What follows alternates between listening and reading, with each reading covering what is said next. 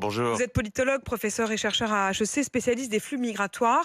Et l'Allemagne, à partir de ce matin, renforce très nettement ses contrôles aux frontières avec une explication donnée par la ministre de l'Intérieur, Nancy Faeser. Elle explique que c'est pour non seulement protéger contre les dangers de l'immigration, mais aussi les dangers aigus posés, je cite, par le terrorisme islamiste et la criminalité.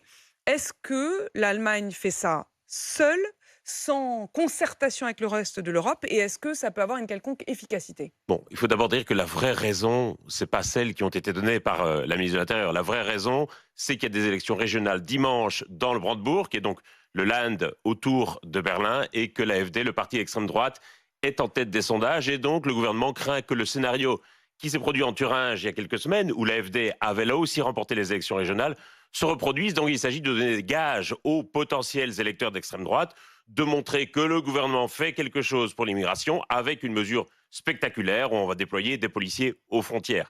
Dans les faits, ça ne servira à rien du tout. C'est une mesure qui sert simplement à générer des images de télévision qu'on va montrer aux futurs électeurs. Ce n'est à vos yeux que symbolique aujourd'hui. Il faut quand même dire que si tout ça est politique, dans ce cas, prenons un peu de recul et voyons à quel point la logique politique habituelle s'est totalement inversée. Angela Merkel, qui était une chancelière de droite, avait largement ouvert les frontières allemandes et avait accueilli 1 million de réfugiés syriens. Oui. Aujourd'hui, c'est un gouvernement de gauche qui annonce refermer les frontières. Ah oui, ça en dit beaucoup, effectivement, à la fois sur la poussée de l'extrême droite en Allemagne et sur la panique que ça génère un peu auprès des partis démocratiques, et effectivement sur l'évolution des débats politiques concernant l'émigration en Allemagne. Alors, Parce qu'ici, très clairement, on est sur une mesure qui va servir à rien du tout.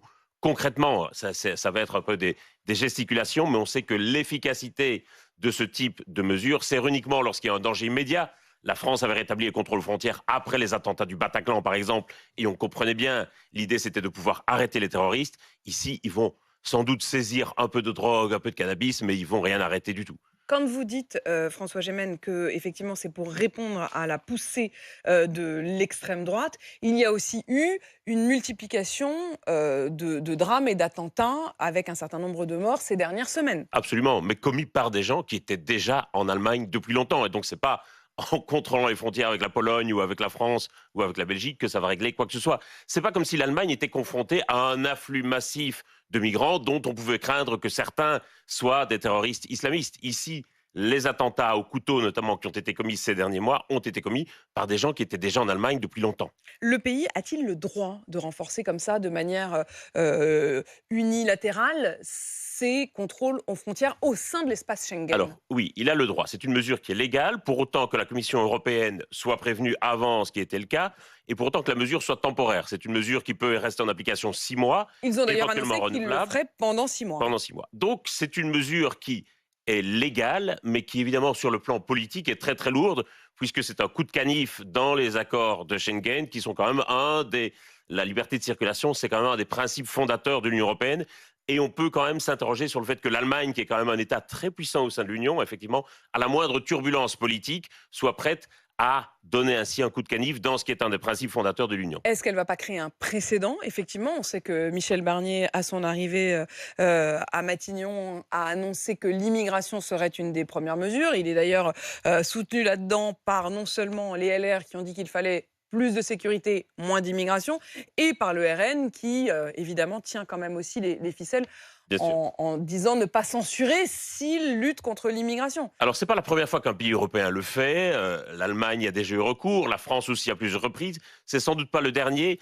Mais ici, effectivement, on peut se dire que beaucoup de pays qui sont confrontés finalement aux mêmes tensions politiques que l'Allemagne risquent de se dire, au fond, si l'Allemagne l'a fait, pourquoi est-ce que je ne le ferai pas moi? Qui ira me dire quelque chose si l'Allemagne l'a déjà fait?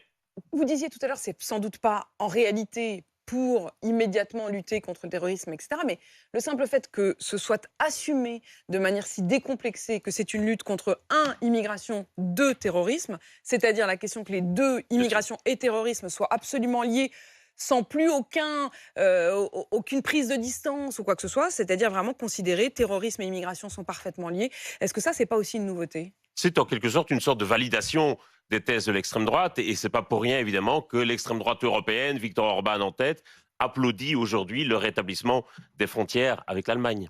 par un gouvernement, on le redit, de gauche. Absolument, C'est un mais peu l'équivalent du nouveau Front populaire en France, hein. tout à fait, avec un parti libéral ajouté, mais soyons clairs, sur ces questions de gestion de l'asile et de l'immigration, on ne voit guère de différence souvent entre les gouvernements de gauche et les gouvernements de droite. Le gouvernement danois, qui est aussi une politique très très dure en matière d'asile et d'immigration, c'est aussi un gouvernement social-démocrate, et ça participe, je crois, au floutage général des repères politiques pour la population. Techniquement, on dit souvent d'ailleurs que le Danemark a réussi à faire retomber l'extrême droite à des minimums, mais enfin en reprenant une partie de cette Au prix de l'application de son programme, on verra si l'Allemagne parvient à faire reculer l'AfD dans les élections régionales de Brandebourg ce dimanche. Honnêtement, j'en doute un peu. un quart des demandes d'asile cette année en Europe ont été faites en Allemagne. L'Allemagne continue à attirer, hein. L'Allemagne continue effectivement à être le pays d'Europe qui reçoit le plus grand nombre de demandes d'asile. Effectivement, et l'Allemagne continue à attirer. Tout Et à fait.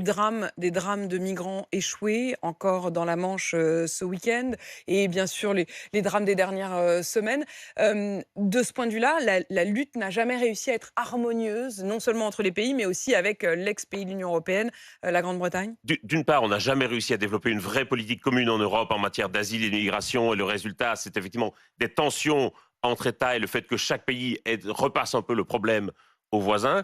Et l'autre problème, évidemment, c'est que comme on n'a jamais vraiment changé cette politique de contrôle et de fermeture des frontières, on a des drames humanitaires qui se multiplient. Et effectivement, comme la politique ne change pas, les drames humanitaires On a s'empilent les l'impression uns que sur les depuis autres. plusieurs semaines, depuis plusieurs mois, peut-être même années d'ailleurs au fond, si j'y réfléchis bien, l'Europe dit régulièrement repenser à sa question de gestion des flux migratoires, l'idée de pouvoir faire des demandes d'asile avant de traverser la Méditerranée pour pouvoir Mhm. réduire ce nombre de drames. Mais n'y a-t-il pas urgence? Enfin, comment est-ce possible que sur ces questions-là, ils ne se soient pas davantage mis d'accord et que chacun fasse son truc dans son coin? En réalité, ils se sont mis d'accord. Il y a quelques mois a été voté Le le nouveau pacte. pacte asile et migration dans l'Union européenne qui était censé réguler effectivement cette question de l'asile dans l'Union européenne. Le gouvernement allemand n'y fait absolument pas la moindre référence et je soupçonne que ce pacte va finir dans un tiroir. Comme la plupart des précédents accords sur le sujet, les gouvernements n'en font qu'à leur tête sur ce sujet et refusent systématiquement d'appliquer les propositions et même les accords qu'ils votent quand ils proviennent de la Commission.